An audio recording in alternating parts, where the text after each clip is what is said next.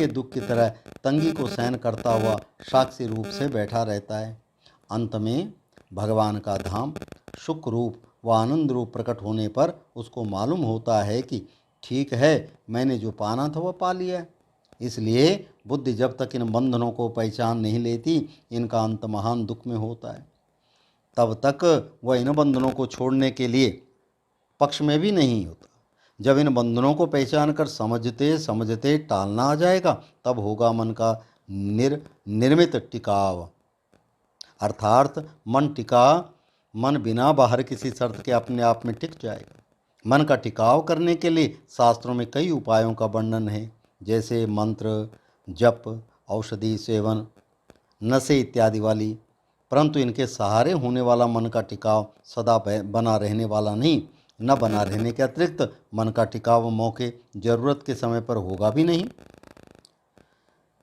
जिस समय मन में खोटे कर्मों, खोटे विकारों का भड़काव आएगा, तो इन अन्य उपायों में से कोई भी काम नहीं आ सकेगा। परंतु यह जो निर्मित ध्यान समझ से होगा और मन को बांधने वाली जितनी भी शर्तें हैं, बाहर उनको उड़ा देने पर यह ध्यान होगा। यह ध्यान स्वाभाविक होगा। एक बार यदि यह ध्यान मिल गया तो फिर इसका नाश नहीं होगा। जब ऐसा ध्यान करते करते ध्यान का विस्तार हो जाएगा, तो पता चलेगा कि जो बंधन एवं विकार मेरे अंदर आकर के मुझे परेशान करते थे, वही बंधन व विकार सब मनुष्यों को भी उसी तरह परेशान करते हैं। वास्तव में करने वाला करके और कोई दिखाई नहीं देगा, सिवाय उस भगवान की माया के। बस इतना जरूर है, थोड़ी तपस्या की आवश्यकता है, तभी यह सारा खेल समझ में आएगा। अब इसके लिए बंधनों के विपरीत थोड़ा बलों को, विकारों के विपरीत थोड़ा गुणों को और समझना चाहिए, और समझते समझते अपने अंदर पैदा करना पड़ेगा कि सबके सुख में सुखी रहते हुए मैत्री भाव को कैसा लाया जाए। मैत्री भावना बढ़ानी पड़ेगी। दूसरों के सुखों को देखकर जलना नहीं, द्वेष नहीं करना, दूसरों के दुख में दया रखनी, दूसरों के गुण देखना, अवगुण नहीं पहचानना। इसी प्रकार विकारों से विपरीत जितने भी गुण हैं उनको अपनाना। काम के विपरीत वैराग्य, क्रोध के विपरीत क्षमा, लोभ के विपरीत संतोष व दुख में धैर्य इत्यादि है। अब इन बलों व गुणों को धारण करने में जो तंगी होती है उसको सहन करें। दुख में बच्चे की तरह रोए नहीं, और जब तक यह मनुष्य बच्चे की तरह बिना सोचे समझे चलता है, तब तक वह बालक ही है, भले आयु से बूढ़ा हो जाए। इस प्रकार इन गुणों व बलों को धारण करने के लिए मनुष्य को खूब यत्न करना पड़ता है।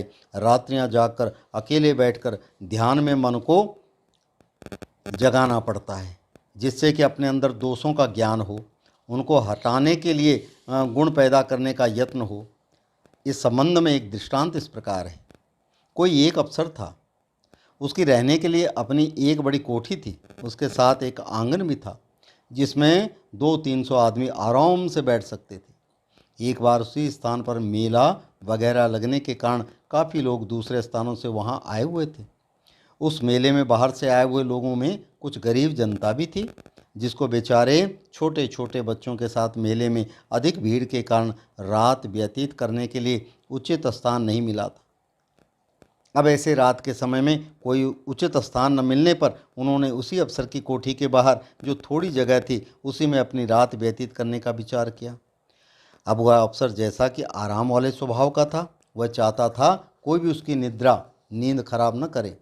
परंतु उन लोगों के वहाँ ठहरने के कारण से वह अफसर के कानों में कुछ हल्ला गुल्ला जैसी आवाज़ें सुनने लगी, जिससे उस अफसर की नींद खराब होने लगी। बस जब उसको पता लगा कि कुछ लोग उसकी कोठी के बाहर ठहरे हुए हैं, तो इस शंका से कि रात को वे यहाँ पर गंदगी फैलाएंगे, उस अफसर ने बाहर आकर के उन लोगों को वह स्थान छोड़ने के लिए कहा। तो डर के कारण बेचारे वे लोग अपने छोटे छोटे बच्चों इत्यादि के साथ उस समय चले गए। परंतु रात व्यतीत करने के लिए और कोई उचित स्थान न मिलने पर फिर वहीं पर वापस आ गए। अब उस अफसर ने फिर उनको अपना स्थान छोड़ने के लिए कहा और राज्य सरकार आदि का भय दिखाकर डराया धमकाया। ऐसा करते करते उन्होंने 2-3 घंटे उस अफसर को इतना परेशान किया कि 2-3 बार वे वहाँ से गए और पुनः यह सोचकर अब तो यह अफसर सो गया होगा, फिर वहाँ आ जाते। तो ऐसे रात के समय में जब काफ़ी देर वो ऐसा करते रहे तो अफसर बहुत परेशान होकर लाल पीला होकर बोलने लगा और सोचने लगा कि मैं क्या करूं, इन लोगों को यहाँ से कैसे हटाऊं, क्योंकि रात को अपने बच्चों इत्यादि के साथ मेरी जगह पर गंदगी फैलाएंगे। इनके हल्ले गुल्ले से मेरी नींद भी भंग होगी। यहाँ तक सोचने लगा कि पुलिस को बुलाकर उनको यहाँ से निकलवाऊं। संयोगवश कोई एक महात्मा भी उसी अफसर के समीप ही उस रात ठहरा हुआ था। अब ये सारी रात उस महात्मा के कानों में भी पड़ी। महात्मा को उस अफसर की परेशानी को देखते हुए दया आई कि यह अफसर बेचारा नाजायज परेशान हो रहा है। तो महात्मा ने उस अफसर को सलाह दी कि देखो, ये लोग बेचारे मेले ठेले में आए हुए हैं और गरीब जनता है, इनको धर्मशाला में स्थान नहीं मिला, इसलिए कोई जगह न मिलने के कारण आपकी जगह खाली देखकर रात व्यतीत करने के लिए यहाँ ठहर गए हैं। आप ऐसे परेशान होने से नींद तो खराब करोगे ही, बल्कि अपने आप को कोई रोग ही लगा लोगे। इतना है, तुम जरा इन लोगों के दुख को मनोमन देखना शुरू करो। ये बिना दुख के तुम्हारी जगह का सहारा नहीं ले रहे हैं। वास्तव में इनको कोई और ठिकाना इस रात के समय में नहीं मिल रहा है। और इनका यह गुण देखो कि बेचारे आपके साथ लड़ाई झगड़ा नहीं करते, ईंट पत्थर नहीं फेंकते, आपको परेशान थोड़ा ही कर रहे हैं, और आप इनका अवगुण देखते हो। लो जी, मुझे दुख दे रहे हैं, मुझे सोने नहीं देते, हल्ला कर रहे हैं, इनके बाल बच्चे गंदगी फैलाएंगे, मेरी जगह बिगाड़ेंगे, इत्यादि इत्यादि। महात्मा ने समझाया, आप जरा इन छोटे छोटे बच्चों का दुख तो देखो, जिनकी ज़िंदगी से आप डरते हो। वे बेचारे कितने परेशान हैं। यदि इनको रात व्यतीत करने के लिए जगह मिल गई तो बेचारे अपने बच्चों को दूध पिला लेंगे, रात को सुला लेंगे। बच्चे तो बेचारे सारे भगवान का रूप है और सारों के सभी के बराबर हैं। इसलिए तुम थोड़ी देर शांत होकर इनके दुख को पहचानो और पुनः इनकी लाचारी समझकर इन पर दया का भाव रखो। ऐसी ज़रूरत में इन लोगों को इस ठिकाने का जो सुख व आराम मिल रहा है, इनके इस सुख को देकर मनोमन सुखी होने का यत्न करो। और जो तुम्हें इनके इस स्थान पर गंदगी फैलाने की शंका हो रही है, वह भंगी से 2-4 रुपए देकर सुबह साफ करवा लेना। परेशान मत हो, चुपचाप बैठो, उनके दुख का दर्शन करके देखो तो सही, तुमको नींद भी आ जाएगी, सब प्रकार से ठीक हो जाएगा और तुम्हारा पुण्य भी हो जाएगा। परंतु उस अफसर का मान बहुत भड़क रहा था कि मैं इतना बड़ा अफसर हूँ, पुलिस वाले मेरे साथ हैं, यदि मैं चाहूँ तो अभी इनको दंड दिलवा दूँ। फिर भी उसने महात्मा की शर्म के कारण, क्योंकि वह महात्मा उसका पहले जानकार था, शांत ही रहने का निश्चय किया। उसके मन में यह भाव आया कि महात्मा कहीं यह न सोचे कि देखो यह कितना निर्दयी व्यक्ति है, मेरे समझाने पर भी नहीं समझा। इस तरह मन को मारकर वह चुपचाप बैठने के लिए तैयार हो ही गया और खुजली के दुख की तरह इस मान के दुख को देखने लग गया। उसके मन में बैठे बैठे कई भड़काव आए कि चल निकल बाहर, और फिर उसको धमका, पुलिस को सूचना दी। इस तरह हट हट कर मन उसको बाहर कुछ न कुछ करने के लिए उकसाए। मन के भड़काव में उस अफसर के मन में जैसे आग सी लगने लगी और चेहरा भी जैसे खराब सा लगने लगा। तो देखो, अब यही भव तृष्णा है जो कि बार बार बाहर कुछ न किसी न किसी रूप में उत्पन्न करने के लिए प्रेरणा करती है। जैसे इस दृष्टांत में इस अफसर को यह धक्का सा लगा रही है कि चल उठ, यह अफसर उठने वाला भी हो गया, उठ के पुलिस के पास जा, यह पुलिस बुलाने वाला हो गया। फिर इसके मन में हुआ इनको दंड दिलवा, तो ये दंड दिलवाने वाला हो गया। तो यह जो होना ही होना है, यही सब बाहर जन्म होना है, यही संसार में होने की भव तृष्णा है। जब ये सब पूरी हो गई तो फिर मन सदा इसमें भी खुशी से नहीं टिक सकता। तब मन की इच्छा होती है आलस्य, सुस्ती व नशे इत्यादि में पड़कर सो जाओ, और अंत में मृत्यु भी इसी का ही एक भाग है। यही विभव तृष्णा है। अब इन दोनों प्रकार के तृष्णाओं से हटने के लिए ही महात्मा ने उस अफसर को कहा, थोड़ा मान के दुख को गम खा लो और चुपचाप बैठ जाओ।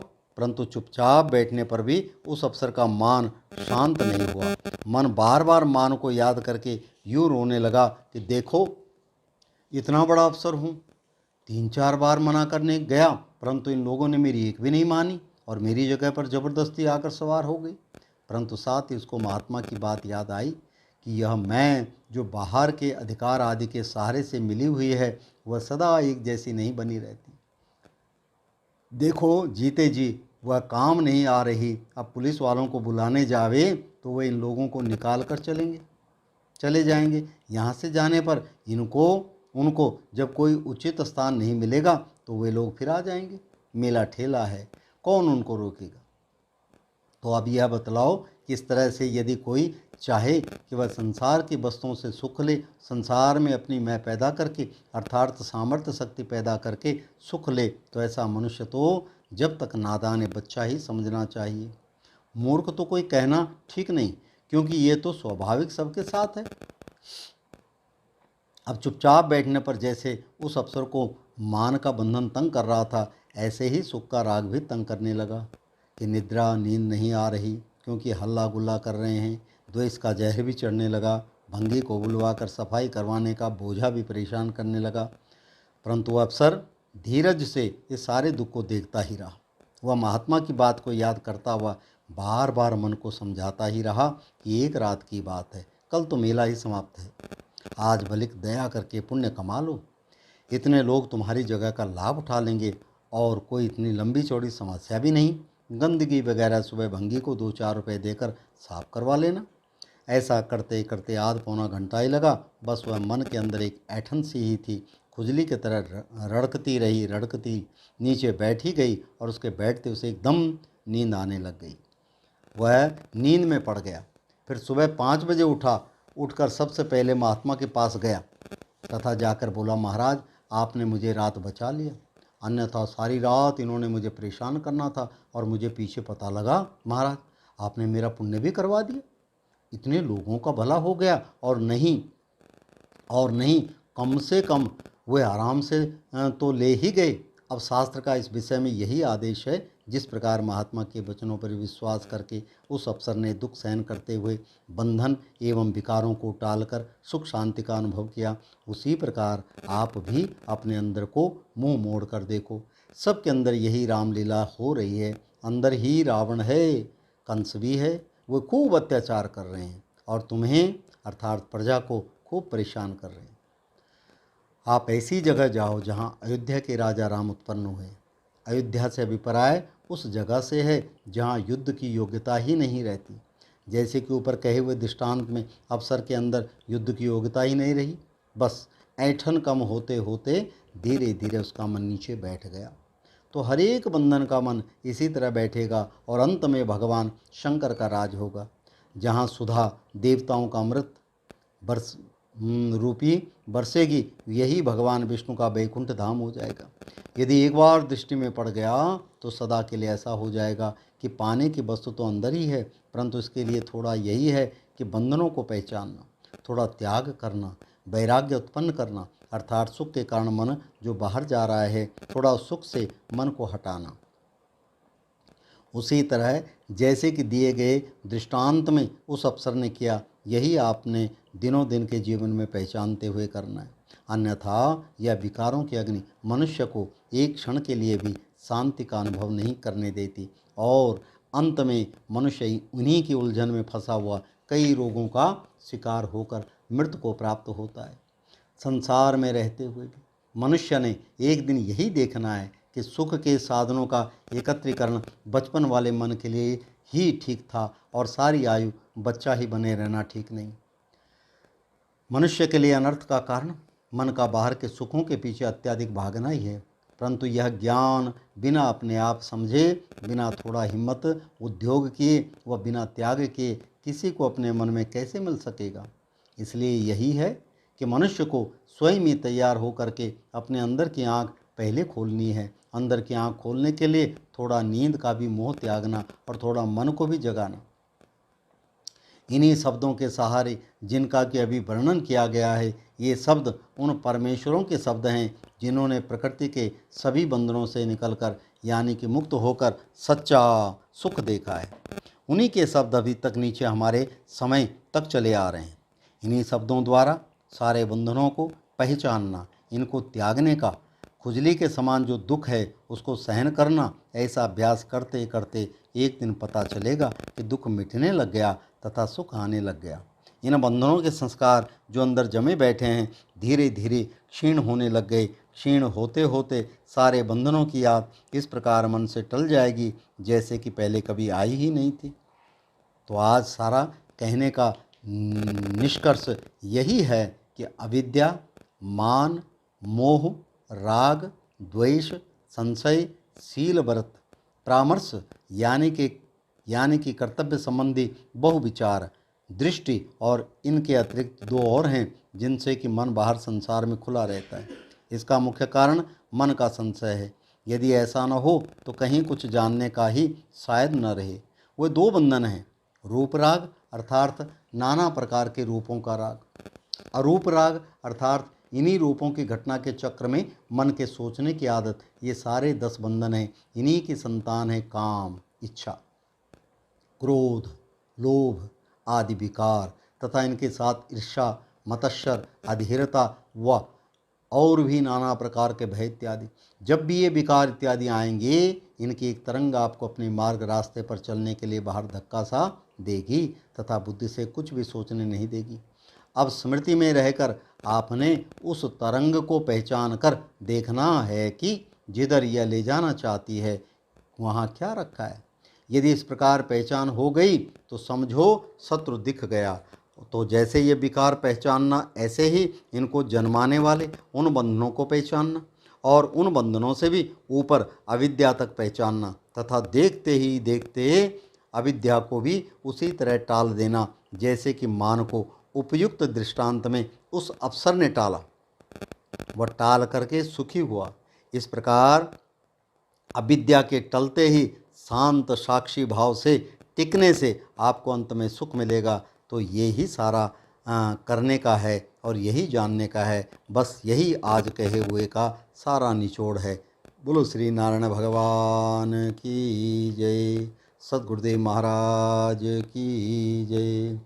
श्रीमन नारायण नारायण नारायण, भजमन नारायण नारायण नारायण।